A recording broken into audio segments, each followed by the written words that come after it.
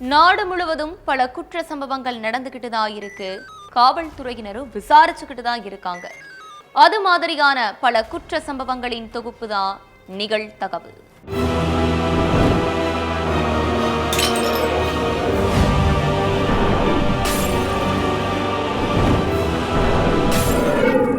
நிகழ்தகவு. பேக்கரியில் தன்னுடன் வேலை செய்த ஒரு பெண்ணுடன் பாச்சர். ஆண் பெயரில் பெண்ணின் செல்போன் நம்பரை பதிவு செய்து தகாத உறவை கட்டி காத்து வந்த கணவர். கண்கொத்தி பாம்பாக கண்காணித்து கணவரின் களவாணித்தனத்தை கையும் களவுமாக பிடித்த மனைவி. வார்னிங் கொடுத்தும் வழிக்கு வராததால் கடைசியில் அம்மி குளவியை தலையில் போட்டு கணவன் கதையை முடித்த மனைவி. முழு விவரம் என்ன?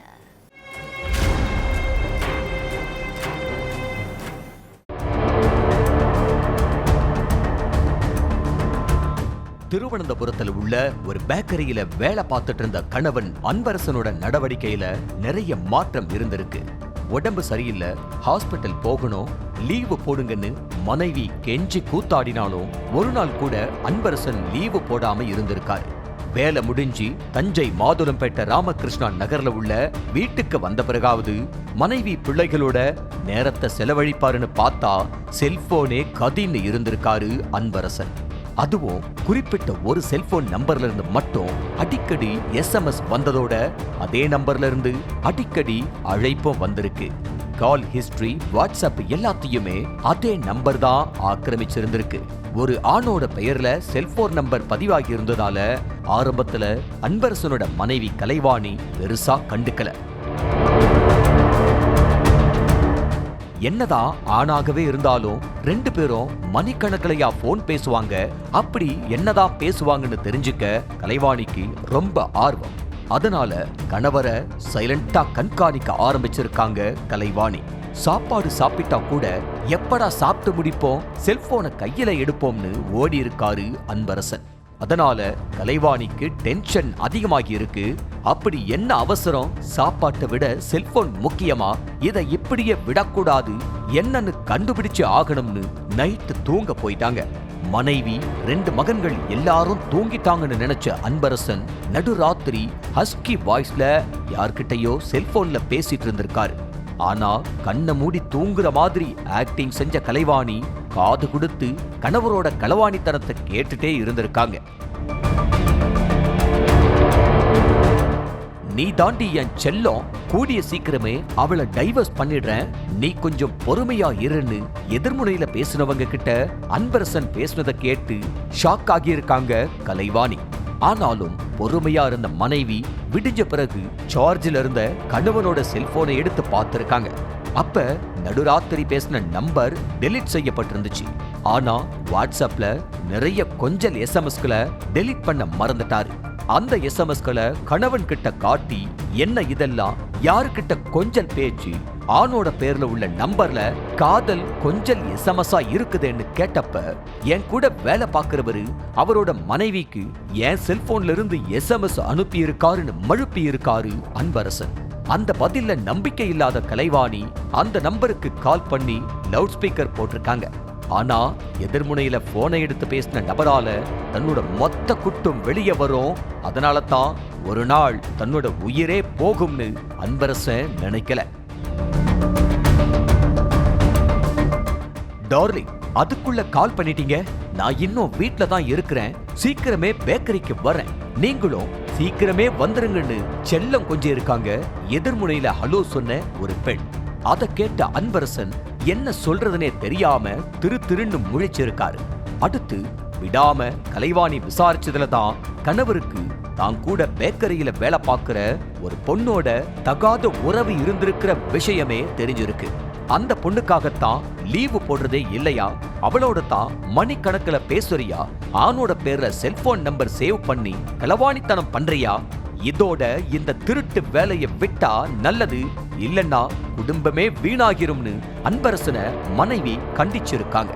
ஆனா அன்பரசனோ அதான் எல்லா உண்மையும் அவளுக்கு தெரிஞ்சிடுச்சே, இனி என்ன பயம்னு பேக்கரி காதலியோட பேச்சப்பளத்தா இருந்திருக்காரு. வார்னிங் கொடுத்தும் திருந்தலையா? நமக்கு 2 மகன்கள் இருக்காங்க, அத மறந்துட்டியான்னு சம்பவத்தன்னைக்கும் கலைவாணி சண்டை போட்டிருக்காங்க. அதோட அன்பரசன் கிட்ட பேசுற பொண்ணையும் எச்சரிச்சிருக்காங்க. ஆனா அந்த பொண்ணு, உங்க கணவரைத்தான் நீங்க கண்டிக்கணுமே தவிர என்னைய கண்டிக்கிறதுக்கு உங்களுக்கு எந்த ரைட்ஸும் இல்லைன்னு லா பாயிண்ட்ஸ் பேசியிருக்காங்க. அடுத்து கணவர்கிட்டையும் கெஞ்சு பார்த்திருக்காங்க. அப்ப ஊர் உலகத்துல பண்ணாததையா நான் பண்றேன், அப்படித்தான் பேசுவேன், உனக்கு இஷ்டம் இருந்தா இரு, இல்லன்னா நீ கிளம்பி போயிருன்னு தென்னாவிட்டா பேசியிருக்காரு அன்பரசன். நீ உயிரோட இருந்தாதான இந்த திமிர் பேச்சு பேசுவ, உன்னைய தீர்த்து கட்டிட்டா பிரச்சனை அதோடு முடியுதுன்னு அம்மியில இருந்த குழவிக்கல்ல எடுத்து வந்து கணவனோட தலையில ஓங்கி போட்டிருக்காங்க கலைவாணி. அதுல தலை நசுங்கி மொத்த ரத்தமும் வெளியேறி அடுத்த நொடியே உயிரிழந்துட்டாரு அன்பரசன். அன்பரசனோட கதறல் சத்தம் கேட்டு ஓடி வந்த அக்கம் பக்கத்தினர் போலீஸுக்கு தகவல் சொல்லியிருக்காங்க. அடுத்து அங்க வந்த போலீஸ் கலைவாணிய கைது பண்ணி சிறையில் அடைச்சிருக்காங்க. கணவரோட தகாத உறவால மனைவி சிறைக்கு போனதோட மட்டுமில்லாம 2 மகன்களும் நிற்கதியா நிக்கிறாங்க. தகாத உறவு ஒரு குடும்பத்தையே தரைமட்டமாக்கிருச்சு அப்படிங்கிறதுக்கு இந்த சம்பவத்தை விட பெரிய உதாரணம் இருக்க முடியாது.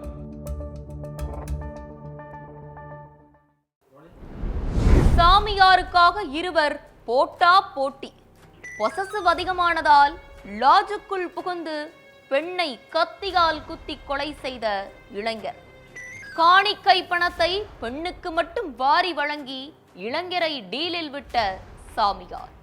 தைப்பூச தினத்தில் பழனியில் அரங்கேறிய பயங்கரம்.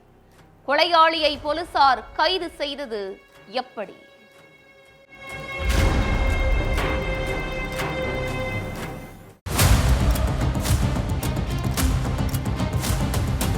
தைப்பூச தினம் தெருவே ஜேன்னு இருந்திருக்கு. நிறைய பேரு குழந்தைகளோட பழனிமலை அடிவாரத்துல உட்கார்ந்துகிட்டு இருந்திருக்காங்க. லாட்ஜில் தங்கி இருந்தவங்க எல்லாருமே ஹோட்டல்ல சாப்பிட்டுட்டு இருக்காங்க. அந்த நேரத்துல ஐயோ காப்பாத்துங்க காப்பாத்துங்கன்னு ஒரு பயங்கர அலறல் சத்தம் கேக்குது. உடனே லாட்ஜில் இருந்தவங்க தெருவில் இருந்தவங்கன்னு எல்லாருமே ஓடி போய் பார்த்திருக்காங்க. அங்க லாட்ஜ் உரிமையாளர் காந்தியம்மாள இளைஞர் ஒருத்தன் கத்தியால ஆக்ரோஷமா குத்திக்கிட்டு இருந்திருக்கான். அதை பார்த்து நடுநடுங்கி போனவங்க அந்த இளைஞரை தடுக்க பார்த்திருக்காங்க. ஆனா வெறித்தனமா கத்திய வச்சுக்கிட்டு நின்னுகிட்டு இருந்தவன் யாரு தடுக்க வந்தாலும் கொலை பண்ணிடுவேன்னு சொல்லி மிரட்டி இருக்கான். அதனால யாராலையும் பக்கத்திலேயே போக முடியல.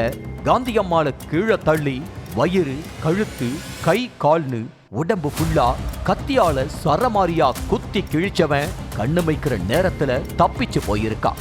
இளைஞர் வெட்டின வெட்டுல நில குலைஞ்சு போன காந்தியம்மாள் கொஞ்ச நேரத்திலேயே துடிச்சு உயிரிழந்துட்டாங்க.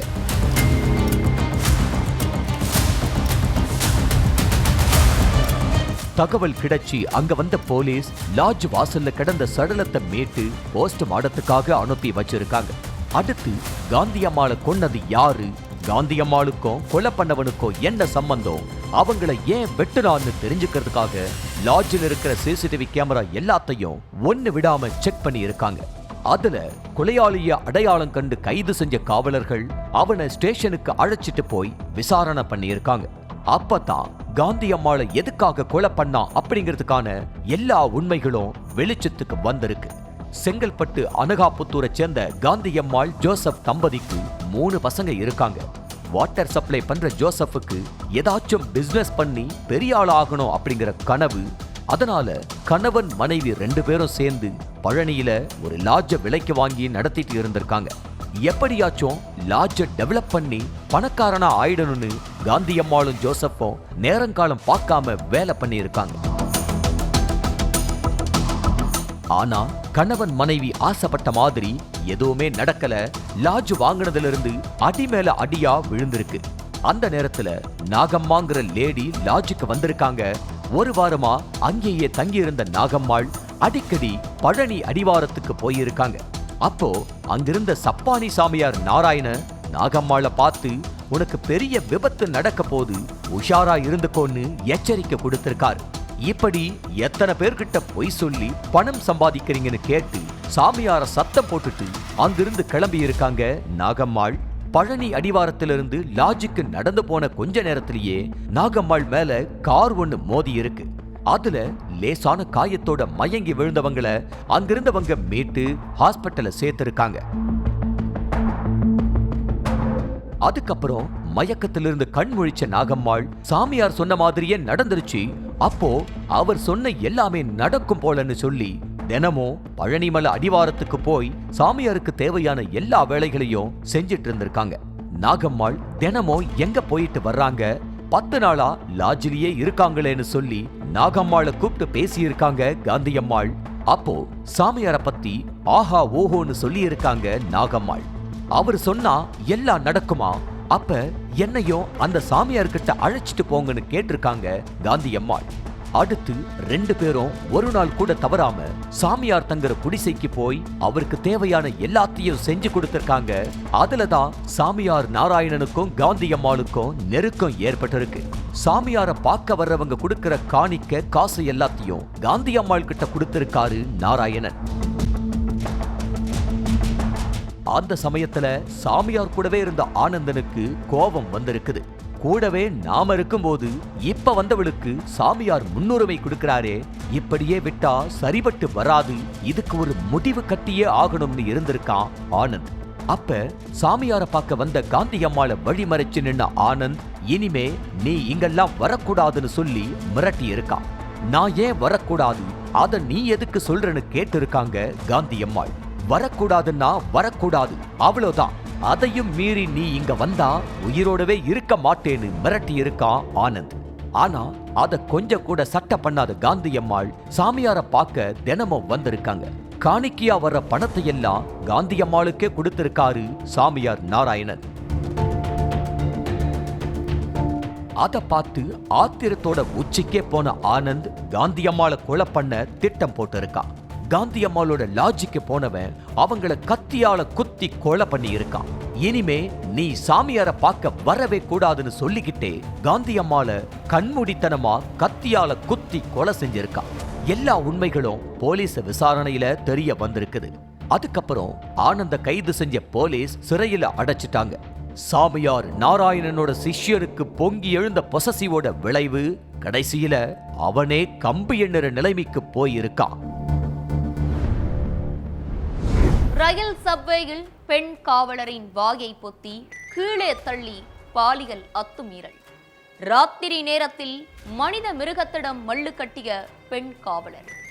காக்கி யூனிஃபார்மை கிழித்து அரக்கத்தனம்.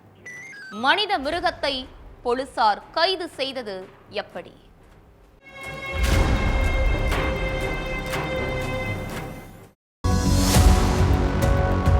இரவு 12 மணி இருக்கும். பயங்கர இருட்டு. பழவந்தாங்கல் ரயில் நிலையத்துல பெருசா ஆள் நடமாட்டம் இல்ல. ஒருத்தர் 2 பேரு தான் நடந்து போயிருக்காங்க. அப்போ ரயில் நிலையத்துக்கு எலக்ட்ரிக் ட்ரெயின் ஒன்னு வந்திருக்கு.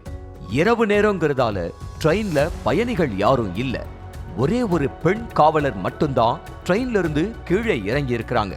ஆள் நடமாட்டமே இல்ல, இருட்டா வேற இருக்குதுன்னு அந்த பெண் காவலர் ரயில் நிலையத்திலிருந்து விறுவிறுன்னு தன்னோட வீட்டுக்கு சப்வேக்குள்ள நடந்து போயிருக்காங்க. அந்த நேரத்துல திடீர்னு பெண் காவலரோட முதுகுல ஒருத்தன் தட்டி இருக்கா. அதுல கடுப்பான காவலர் பயங்கர சப்தம் போட்டிருக்காங்க.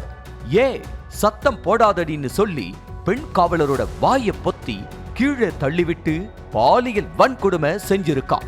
டே என்ன விட்டுடுறா பிளீஸ்னு கத்தி கதறி இருக்காங்க பெண் காவலர். ஆனாலும் கொஞ்சம் கூட ஈவு இரக்கமே இல்லாம தன்னோட வக்கிர புத்திய காட்டியிருக்கான் அந்த கொடூர பெண் காவலரும் தன்னால முடிஞ்ச அளவுக்கு அவன் கிட்ட இருந்து தன்னை காப்பாத்திக்க மல்லு கட்டி இருக்காங்க. ஒரு கட்டத்துல அவனை சமாளிக்க முடியாத பெண் காவலர் அவன் கைய பிடிச்சு கடிச்சு தள்ளி விட்டு இருக்காங்க. ஆனா வெறி பிடிச்ச அவன் மறுபடியும் அவங்க கைய பிடிச்சு இழுத்து பாலியல் சித்திரவதை செஞ்சிருக்கான். இரவு நேரம் வேற, ரயில் நிலையத்துல யாருமே இல்ல. என்ன பண்றது, யார்கிட்ட ஹெல்ப் கேட்கறதுன்னு தெரியாம கத்தி கூச்சல் போட்டு இருக்காங்க. ஆனா அவங்களோட சத்தம் யாருக்குமே கேட்கல. அதுக்கப்புறம் அவனை எட்டி உதைச்சிட்டு தப்பிச்சு ஓடின பெண் காவலரை விடாம துரத்திட்டு போய் பாலியல் வன்கொடுமை பண்ணி இருக்கான். அவங்கிட்ட இருந்து தப்பிக்க முடியாம திணறன காவலர் கத்தி கதறி அழுதுருக்காங்க. அப்பதான் பயங்கர சப்தம் கேட்டிருக்கு. இந்த நேரத்துல எங்கிருந்து பெண்ணோட அலறல் சப்தம் கேக்குதுன்னு அக்கம் பக்கத்துல உள்ளவங்க எல்லாரும் ஓடி போய் பார்த்திருக்காங்க. அங்க பெண் காவலரை பாலியல் சித்திரவதை செஞ்சிட்டு இருந்ததை பார்த்த இளைஞர்கள் சில பேரு அந்த கொடூரனை பிடிச்சு தர்ம அடி கொடுத்திருக்காங்க. அதுக்கப்புறம் அங்கிருந்தவங்க உடனே போலீஸுக்கு தகவல் தெரிவிச்சிருக்காங்க. அடுத்த சம்பவ இடத்துக்கு வந்த காவலர்கள் இளைஞர்கள் பிடிச்சு வச்சிருந்த கொடூரனை கைது செஞ்சு ஸ்டேஷனுக்கு அழைச்சிட்டு போய் அடி வெளுத்திருக்காங்க. காக்கி யூனிஃபார்ம் எல்லாம் கிழிஞ்சி உடம்புல அங்கங்க ரத்த காயங்களோட எந்திரிக்க முடியாம மயக்கத்துல இருந்தவங்கள ஹாஸ்பிட்டல்ல சேர்த்திருக்காங்க. அடுத்து மயக்கம் தெளிஞ்ச பெண் காவலர்கிட்ட நடந்த விஷயத்தை பத்தி விசாரிச்சிருக்காங்க போலீஸ். அப்போ ரயில் சப்வேக்குள்ள தனக்கு நடந்த கொடூரத்தை வெம்பி அழுதபடியே சொல்லியிருக்காங்க அந்த பெண் காவலர். சென்னை வேப்பேரியில உள்ள காவல் ஆணையர் அலுவலகத்துல வேலை பார்க்கிற 22 வயசான பெண் காவலர் பணியை முடிச்சிட்டு வீட்டுக்கு கிளம்பி இருக்காங்க. எழும்பூர் ரயில் நிலையத்திலிருந்து எலக்ட்ரிக் ட்ரெயின்ல ஏறின பெண் காவலர் இரவு 11:30 மணிக்கு பழவந்தாங்கல் ரயில் நிலையத்துல இறங்கி இருக்காங்க. இரவு நேரம் ஆள் நடமாட்டம் இல்லாததுனால வேக வேகமா நடந்து போனவங்களை ஃபாலோ பண்ணிட்டே போயிருக்கான் கூலி தொழிலாளி சத்தியபாலு. நம்மள ஒருத்தன் ஃபாலோ பண்ணிட்டு வர்றான் அப்படிங்கிறது பெண் காவலருக்கு அப்ப தெரியல. அதுக்கப்புறம் சபைக்குள்ள நடந்து போயிட்டு இருந்த பெண் காவலரோட வாயை பொத்தி பாலியல் வன்கொடுமை செஞ்சு சித்திரவதை பண்ணியிருக்கான் சத்தியபாலு. அது மட்டும் இல்லாம அவங்க கழுத்துல போட்டிருந்த 1.5 சவரன் தங்க செயினை பறிச்சுக்கிட்டு தப்பிச்சு ஓட பார்த்திருக்கான். பெண் காவலரோட அலறல் சத்தத்தை கேட்டு அங்க வந்த இளைஞர்கள் சத்தியபாலுவை கும்மி எடுத்து போலீஸ்ல ஒப்படைச்சிருக்காங்க. அடுத்து அவ மேல பாலியல் சீண்டல், தாக்குதல் உள்ளிட்ட பிரிவுகள்ல வழக்கு பதிவு செஞ்சு சிறையில அடைச்சிருக்காங்க. பழவந்தாங்கல் ரயில் நிலையத்துல அடிக்கடி பாலியல் அத்துமீறல், திருட்டு சம்பவங்கள் அதிகரிச்சிட்டு வர்றதுனால இரவு 9 மணிக்கு மேல ரயில் நிலையத்துக்குள்ள மக்கள் நடமாட்டமே இருக்காதுன்னு சொல்லப்படுது. ரயில் நிலையத்துல சிசிடிவி கேமரா, போலீஸ் பாதுகாப்பு எதுவும் இல்லாதது இந்த மாதிரி அரக்கணங்களுக்கு தப்பு பண்றதுக்கு வசதியா இருக்குது. ஒரு லேடி வந்து கத்திட்டு இருந்தாங்க.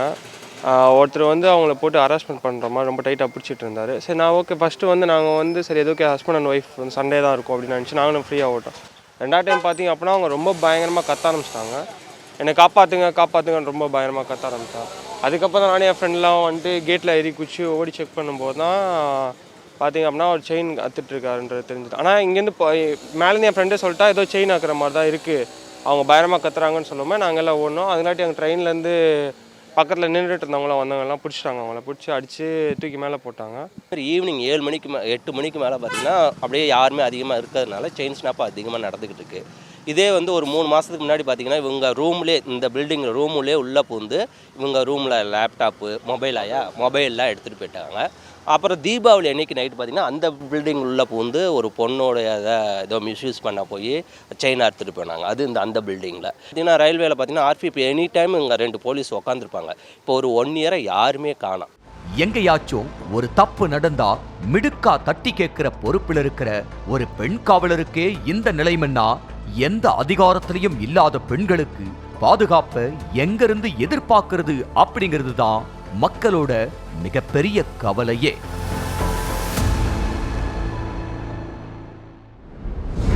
தாய் மாமனை அரிவாளால் கொத்தியும் கொடூரமாக வெட்டியும் கொலை செய்த அக்கா மகன். அரிவாளின் பிடியை மட்டும் வாழைத்தோப்புக்குள் போட்டுவிட்டு அக்கா மகன் எஸ்கேப். சொந்த தாய் மாமனை கொடூரமாக வெட்டி கொலை செய்தது ஏன்? நடுநடுங்க வைக்கும் கொலையின் பின்னணி என்ன?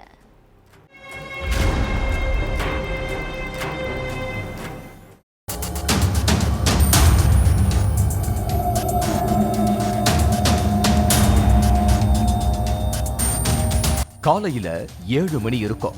காந்தி நகர்ல உள்ள தன்னோட வாழைத்தோப்புக்கு போயிருக்காரு திருப்பத்தூர் வக்கணப்பட்டியில உள்ள திம்மராயன்.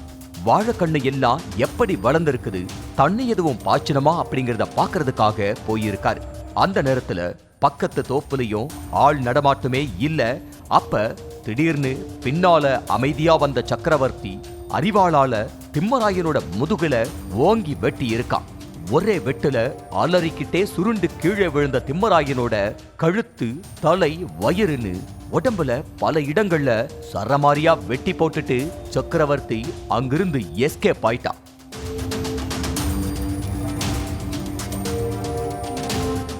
வழக்கம் போல 10 மணிக்கு மேல தன்னோட தோப்புக்கு வந்த ஒருத்தர், என்னடா பக்கத்து தோப்புல ஒரே காக்கா சத்தமா கேக்குதே, கூட்டம் கூட்டமா கத்திக்கிட்டு இருக்குது, என்னவா இருக்கும்னு பாக்குறதுக்காக திம்மராயனோட தோப்புக்கு வந்திருக்காரு. அப்ப செருப்பு ஒரு பக்கம், அரிவாளோட பிடி மறுபக்கம்னு ரத்தம் உறைஞ்சு போய் ரண கொடூரமா உயிரிழந்து கிடந்த திம்மராயனை பார்த்து பதறி போய் ஊருக்குள்ள உள்ள மக்களுக்கும் போலீஸுக்கும் தகவல் கொடுத்திருக்காரு. அடுத்து அங்க வந்த போலீஸ் திம்மராயன் சடலத்தை மீட்டு போஸ்ட்மார்ட்டத்துக்கு அனுப்பி வச்சுட்டு அரிவாளோட பிடிய கைப்பற்றி இருக்காங்க.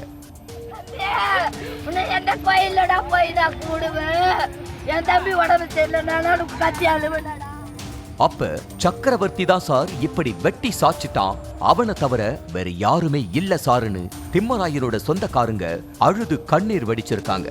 அடுத்து ஊர் மக்கள் கிட்டையும் திம்மராயனோட சொந்தக்காரங்க கிட்டையும் விசாரணையில இறங்கினாங்க போலீஸ். அதுல சொத்து பிரச்சனை தான் சொந்த மாமன் உயிரியே காவு வாங்கி இருக்கிறதுங்கிற விவரம் தெரிஞ்சிருக்குது. ரியல் எஸ்டேட் பிசினஸ் செஞ்சிட்டு இருந்த திம்மராயனோட அக்கா சக்தியோட மகன்தான் சக்கரவர்த்தி. அன்பழகன் பைனான்ஸ் நிறுவனத்துல தன்னோட 3 ஏக்கர் விவசாய நிலத்தை 38 லட்சத்துக்கு அடமான வச்சிருந்தான் சக்கரவர்த்தி. அதுக்கான வட்டிய சக்கரவர்த்தியால ஒழுங்கா கொடுக்க முடியல. அப்ப தாய்மாமன் திம்மராயனை பார்த்த சக்கரவர்த்தி அவசரப்பட்டு நிலத்தை வேற அடமான வச்சுட்டேன், வட்டிய ஒழுங்கா கட்ட முடியல, எப்படித்தான் நிலத்தை மீட்பது, வட்டியும் முதலும் சேர்ந்தா கடன் கழுத்த நெரிச்சிருமேன்னு புலம்பி இருக்கா. அக்கா மகன் புலம்பனதை பார்த்து மனசு உடைஞ்ச திம்மராயன் 38 லட்சத்தை கொடுத்து நிலத்தை நான் மீட்டு வச்சிருக்கேன், உன்கிட்ட பணம் வந்த பிறகு திரும்ப நிலத்தை என்கிட்ட இருந்து வாங்கிக்கோன்னு சொல்லி இருக்காரு. அடுத்தவன் கிட்ட நிலம் இருக்கிறதுக்கு சொந்த மாமங்கிட்ட நிலம் இருக்கிறது சேஃப் தான் நினைச்ச சக்கரவர்த்தி 1 வருஷத்துக்கு முன்னால நிலத்தை தாய்மாமன் கிட்டயே கொடுத்துட்டா. மாமாவுக்கும் வட்டியும் கொடுக்காம அசலும் கொடுக்காம இருந்த சக்கரவர்த்தி நிலத்தை தன்னால மீட்க முடியல, நீங்களே நிலத்தை வச்சுக்கோங்க, ஆனா நிலத்தோட மதிப்பு கூடுனதால இன்னும் 8 லட்சம் கொடுத்துருங்கன்னு கேட்டிருக்கான் சக்கரவர்த்தி. அதுக்கு நான் நிலத்தை மீட்கிறப்ப அதுக்கு என்ன மதிப்போ அந்த விலைய ஏற்கனவே கொடுத்துட்டேன், இனிமேலும் கொடுக்க முடியாதுன்னு சொல்லி இருக்காரு. இந்த பிரச்சனை 4-5 மாசமாவே நடந்திருக்குது. ஊர்க்காரங்களும் பஞ்சாயத்து பண்ணி இருக்காங்க. ஆனாலும் மாமனும் மசியல, மச்சானும் மனசு இறங்கல.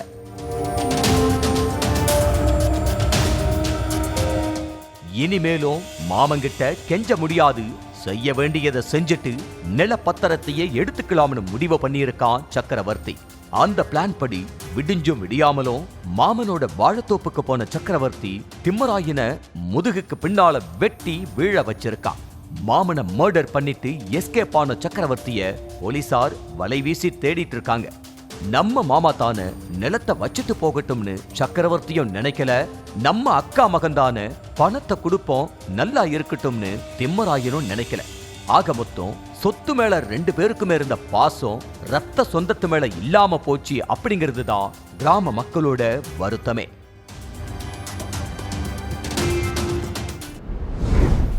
இன்ஸ்டாகிராமில் தேன் போல பேசி 17 வயது சிறுமியை கர்ப்பமாக்கிய கூலி தொழிலாளி, கூடி பேசி திருமணம் செய்து வைத்த சொந்த பந்தங்கள், சிறுமியின் கணவன், பெற்றோர், உற்றார் உறவினர் என 5 பேர் மீது வழக்கு பதிவு.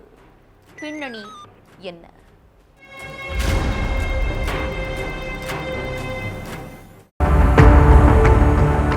வத்திராயிருப்பு வட்டார வளர்ச்சி அலுவலகத்துல ஊர்நல அலுவலரா வேலை பார்த்துட்டு இருக்கிற சகுந்தலாவுக்கு சுந்தரபாண்டியம் அரிஜன் கீழத்தெருவுல இருந்து ஒரு போன் கால் வந்திருக்குது.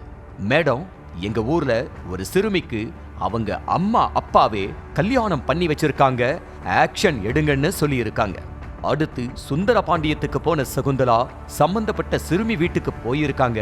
கழுத்துல மஞ்ச கயிறு, வயித்துல சிசுவோட நின்னுட்டு இருந்த சிறுமி கிட்ட உனக்கு எத்தனை வயசுன்னு கேட்டப்ப அந்த பொண்ணு வாயை துறக்கிறதுக்குள்ள அவங்களோட அம்மா அப்பா 20 வயசுன்னோ அந்த சிறுமியோட மாமனார் மாமியார் 21 வயசுன்னோ மாத்தி மாத்தி உளறி இருக்காங்க. நான் உங்க யார்கிட்டயுமே கேட்கல, உங்க பொண்ணுகிட்ட தான் கேட்டேன்னு சொன்ன சகுந்தலா அந்த சிறுமியோட பிறப்பு சான்றிதழ் வாங்கி பார்த்திருக்காங்க. அதுல சிறுமிக்கு 17 வயசுதான் ஆகுதுங்கிறது தெரிஞ்சது. அடுத்து ஸ்ரீவில்லிபுத்தூர் அனைத்து மகளிர் காவல் நிலையத்துல சகுந்தலா கம்ப்ளைண்ட் கொடுத்திருக்காங்க. அதுக்கப்புறம் சிறுமி கிட்ட விசாரணையில இறங்கி இருக்கிறாங்க போலீஸ். அதுல இன்ஸ்டாகிராம் லவ் தான் சிறுமியோட டும்டுமுக்கு முக்கிய காரணங்கிறது தெரிஞ்சிருக்குது. கூலி தொழிலாளி சவுந்தர பாண்டியன் 17 வயசு சிறுமி கிட்ட இன்ஸ்டாவில தூண்டில் போட்டிருக்கா. அம்மா அப்பாவுக்கு தெரிஞ்சா கொன்னு போட்டுருவாங்க, என்கிட்ட பேசாதீங்கன்னு சொன்ன சிறுமி கிட்ட நீ படிச்சு முடி, நானே படிக்க வைக்கிறேன், படிச்சு முடிச்சதும் உங்க வீட்ல வந்து நானே பொண்ணு கேட்கிறேன்னு சிறுமியோட மனசுல ஆசைய வளர்த்திருக்கா. சவுந்தர பாண்டியன் பேச்ச நம்பின சிறுமியும் அவனோட காதலுக்கு ஓகே சொல்லியிருக்காங்க. அந்த காதலோட நிறுத்தாம அடுத்த கட்டத்துக்கு மூவான கூலி தொழிலாளி சிறுமியை ஏமாத்தி தனிமையில இருந்திருக்கா. அதனால சிறுமியும் கர்ப்பமாகி இருக்காங்க. அதுக்கப்புறம் சிறுமிக்கு வாந்தி மயக்க வந்ததால எல்லா உண்மையும் அம்மா கிட்ட சொல்ல வேண்டிய கட்டாயம் வந்திருக்கு. அத்தனை உண்மையும் தெரிஞ்ச சிறுமியோட தாய் போலீஸ்ல புகார் கொடுக்காம ஏதோ நடந்து போச்சு, பெரியவங்க எல்லாரும் சேர்ந்து பேசி கல்யாணம் பண்ணி வச்சிடலாம்னு சொந்த பந்தங்கள் கிட்ட சொல்லி இருக்காங்க. அதே மாதிரி சவுந்தர பாண்டியனோட அப்பா அம்மாவும் சிறுமிய என் மகனுக்கு கல்யாணம் பண்றது சம்மதம்தான்னு சொல்லி இருக்காங்க. அடுத்து எல்லாருமா சேர்ந்து சிறுமிக்கும் சவுந்தர பாண்டியனுக்கும் கொட்டி மேளம் கொட்ட வச்சிருக்காங்க. அதுக்கப்புறம் தான் ஊர்நல அலுவலருக்கு தகவல் கிடைச்சிருக்குது.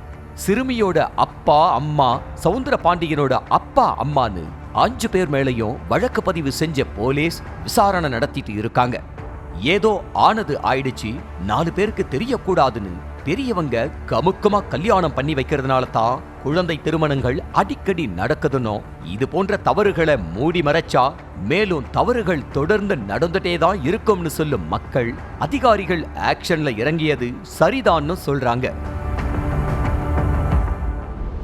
நதிக்கரையில் மிதந்து வந்த பெண்ணின் எலும்புக்கூடு, எலும்புக்கூடை சுற்றி இருந்த சேலையும் உறவினர் தைத்து கொடுத்த சுருக்கு பையும், சுருக்கு பையில் இருந்த பேத்தியின் செல்போன் எண். எலும்புக்கூடாக மிதந்து வந்த பெண் யார்? கொலை செய்யப்பட்டு பெண் தூக்கி வீசப்பட்டாரா? 5 மாதத்திற்கு முன் காட்டுப்பகுதியில் நடந்தது என்ன?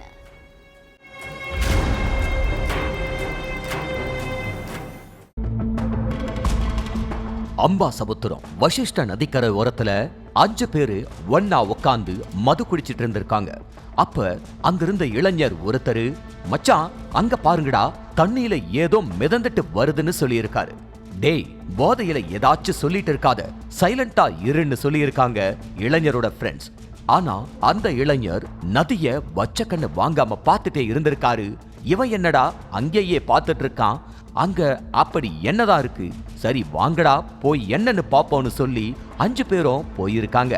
அப்போ தண்ணியில ஒரு பெண்ணோட எலும்புக்கூடு ஒண்ணு மிதந்துட்டு இருந்திருக்குது. அதை பார்த்ததும் அதிர்ச்சியில உறைஞ்சு போன இளைஞர்கள் அந்த இடத்திலிருந்து தாள தெறிக்க ஓடி இருக்காங்க. அடுத்து ஊர்ல இருந்தவங்க கிட்ட எல்லாம் நதியில மிதந்துட்டு இருந்த எலும்புக்கூட பத்தி சொல்லி இருக்காங்க இளைஞர்கள். அதுக்கப்புறம் ஊர்க்காரங்க எல்லாரும் ஓடி போய் பார்த்திருக்காங்க. அங்க எலும்புக்கூடு மிதந்துட்டு இருந்ததை பார்த்து கொலை நடுங்கி போனவங்க உடனே போலீஸுக்கு தகவல் கொடுத்திருக்காங்க. அடுத்து சம்பவ இடத்திற்கு வந்த போலீஸ் தண்ணியில மிதந்துட்டு இருந்த எலும்புக்கூட மீட்கிற வேலையில ஈடுபட்டிருக்காங்க. அப்போ அந்த எலும்பு கூட்டுல சுத்தப்பட்டிருந்த சுருக்கு பையில பிளாஸ்டிக் கவர் ஒண்ணு இருந்திருக்குது. அதை கவனிச்ச போலீஸ் சுருக்கு பைக்குள்ள இருந்த பிளாஸ்டிக் கவரை பிரிச்சு பார்த்திருக்காங்க. அதுல இருந்த ஒரு பேப்பர்ல போன் நம்பர் ஒண்ணு இருந்திருக்குது. உடனே அந்த நம்பருக்கு போன் பண்ணியிருக்காங்க போலீஸ். உங்க வீட்டுல யாராச்சும் காணாம போயிருக்காங்களாமா அப்படின்னு போலீஸ் விசாரணை பண்ணியிருக்காங்க. அப்ப எதிர்முனையிலிருந்து பேசினவங்க, ஆமா சார், என் பாட்டி தான் 5 மாசத்துக்கு முன்னாடி காணாம போனாங்க, போலீஸ்ல கூட புகார் தெரிவிச்சிருக்கோம்னு சொல்லி இருக்காங்க. சார், எங்க பாட்டி கிடைச்சிட்டாங்களா? இப்ப எங்க இருக்காங்க? நாங்க எங்க வரணும்னு கேட்டிருக்காங்க எதிர்முனையில பேசினவங்க. அப்போ வசிஷ்ட நதிக்கரைக்கு வாங்கமான்னு சொல்லி இருக்காங்க போலீஸ். உடனே அங்க கிளம்பி போனவங்க தன்னோட பாட்டி எலும்புக்கூடா இருந்ததை பார்த்து கதறி இருக்காங்க. சேலம் ஆத்தூர்ல உள்ள ராமநாயக்கன் பாளையம் ஆதிதிராவிடர் காலனியைச் சேர்ந்த தர்மலிங்கத்தோட மனைவி தெய்வான 5 மாசத்துக்கு முன்னாடி காணாம போயிருக்காங்க. பல இடத்துல தேடியும் தெய்வான எங்கேயுமே கிடைக்கல. அதனால நொந்து போனவங்க போலீஸ்ல கம்ப்ளைண்ட் கொடுத்திருக்காங்க. இந்த நேரத்துல தான் வசிஷ்ட நதிக்கரையில ஒரு பெண்ணோட எலும்புக்கூடு ஒண்ணு மிதந்துட்டு இருக்கிறதா போலீஸுக்கு தகவல் கிடைச்சிருக்குது. அடுத்து அங்க போய் பார்த்த போலீஸ் எலும்புக்கூட்டுல சுத்தி இருந்த சேலையையும் அதுல இருந்த சுருக்கு பையையும் போன் நம்பரையும் எடுத்து விசாரணை பண்ணதுல தான் அது மூதாட்டி தெய்வானையோட எலும்புக்கூடுன்னு தெரிய வந்துச்சு. சுருக்கு பையில இருந்த போன் நம்பர் தெய்வானையோட பேத்தி காயத்ரியோட போன் நம்பர் அப்படிங்கறதும் தெரிய வந்திருக்குது. தெய்வான காட்டு பகுதிக்கு எப்படி போனாங்க, அவங்கள யாராச்சும் கொலை பண்ணிட்டு நதியில தூக்கி போட்டுட்டாங்களா இல்ல தெய்வான தற்கொலை பண்ணிக்கிட்டாங்களா அப்படின்னு போலீஸ் விசாரணை நடத்திட்டு வர்றாங்க. ஒவ்வொரு குற்றங்களின் முடிவும் சட்டத்தின் கையில். விசாரணை தொடரும். பார்க்கலாம் அடுத்த நிகழ்தகவில்.